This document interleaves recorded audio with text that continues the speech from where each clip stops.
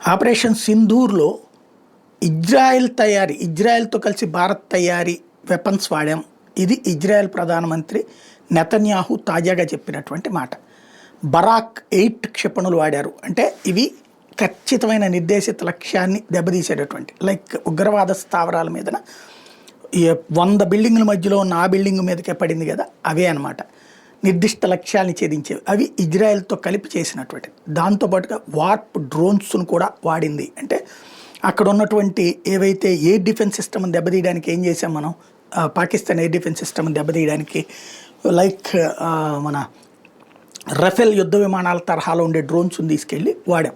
దాన్ని కూల్చేయడానికి అన్నట్టుగా అక్కడ ఉన్న ఎయిర్ డిఫెన్స్ సిస్టమ్ నుంచి మిస్సైల్స్ బయలుదేరినాయి, అది దాన్ని కూల్చినాయి.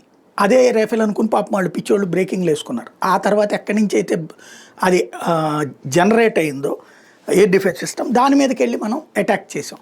తద్వారా దాన్ని పేల్చేవతలు పడేసాం. డ్రోన్స్ ద్వారానే పేల్చేసాం, వార్ప్ డ్రోన్స్ ద్వారానే పేల్చేసాం. అది తెలివైనటువంటి ఎత్తుగడ భారతదేశం చేసింది. ఆ విషయాన్ని ఇప్పుడు ఇజ్రాయెల్ ప్రధానమంత్రి నెతన్యాహు గుర్తు చేశారనమాట.